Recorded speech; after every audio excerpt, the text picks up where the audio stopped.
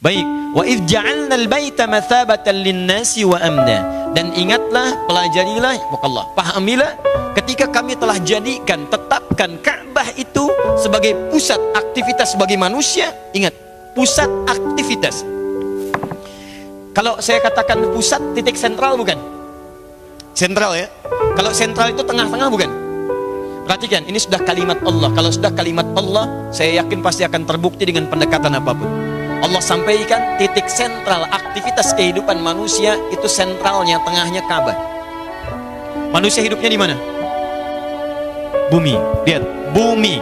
Dalam bahasa Arab disebut al-ardu namanya, ardun. Quran surah kedua ayat 30. Wa idh qala rabbuka lil malaikati inni ja'ilun fil ardi khalifah. Ardun. Yuk kita tinggal di bumi. Kalau kita berikan gambaran seperti ini, bumi, kata Allah, semua manusia yang beraktivitas di bumi, titik sentralnya itu Ka'bah. Titik tengah bumi, tengah dunia, itu Ka'bah.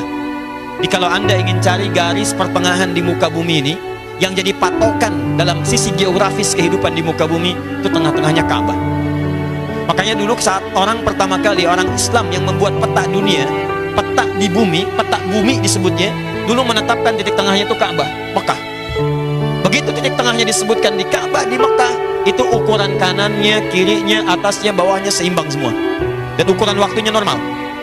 Nanti setelah terjadi perjanjian Tordesillas tahun 1494 dengan, mohon maaf ya, situasinya luar biasa dahsyat pada saat itu. Isabella kemudian bersekutu dengan Raja Ferdinand, menghancurkan yang terakhir Granada di Spanyol, kemudian menguasai dunia, dibagi pada dua bagian. Kemudian bagian barat dengan timur, barat diserahkan pada Spanyol, timur diserahkan kemudian pada Portugal, sampai secara tingkat dipindahkanlah titik pertengahan dunia itu ke Greenwich sekarang. Greenwich.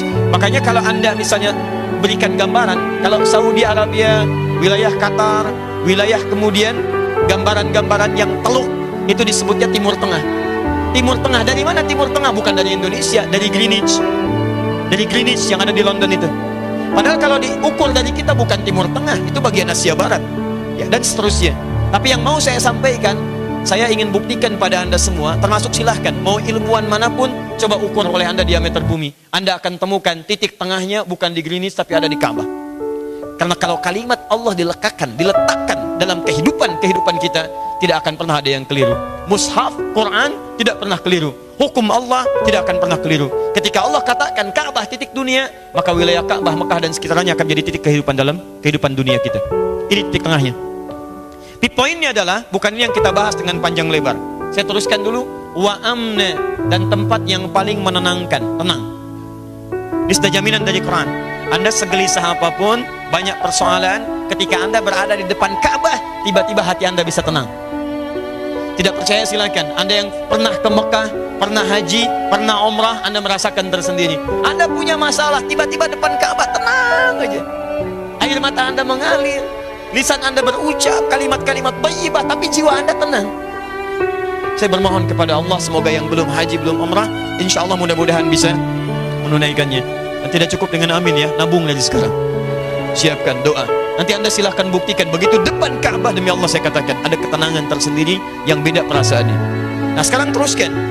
Dua fungsi ini, bagaimana mendapatkan ketenangan dan menjadi pusat aktivitas dalam kehidupan, sampai orang tawaf, gambaran dari aktivitas keseharian kita.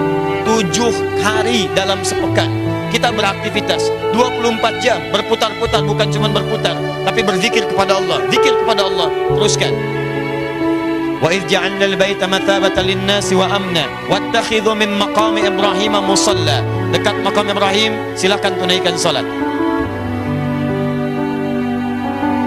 Wa ahidna, teruskan, ila Ibrahim wa Ismail an tahhira baitiya lit-ta'ifin, 1, wal 'akifin, 2, wa ruk'is sujud, 3.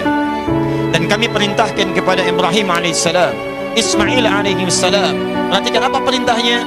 Kami minta bersihkan Ka'bah, sucikan Ka'bah, berikan kelapangan di Ka'bah untuk orang-orang, 1, menunaikan tawaf,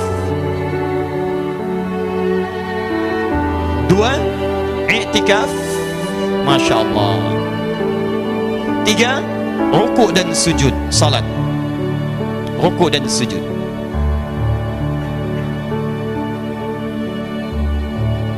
Fokus.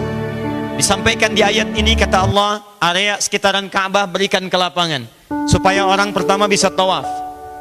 Yang kedua i'tikaf. Ketiga salat. Baik teman-teman sekalian, sekarang area sekitaran Ka'bah. Area sekitaran Ka'bah itu masuk daerah apa? Kalau yang belum pernah ke sana, kita infokan, itu area sekitaran Ka'bah masuk wilayah Masjid Al-Haram. Masjid Al-Haram. Jadi area sekitaran Ka'bah, area masjid bukan? Masjid, area tempat sujud, area beraktivitas. Kata Allah, jadikan dalam masjid itu, gunakan kepentingannya, khusus untuk Al-Masjidil Haram, ada 3 fungsi utama. Fungsinya untuk tawaf sekitaran Ka'bah, berputar-putar, beribadah. Ada i'tikaf, gunakan, boleh berintikaf dekat-dekat Ka'bah, silahkan. Atau sekitaran Ka'bah, gunakan untuk yang nyaman. Kemudian yang ketiga, sholat.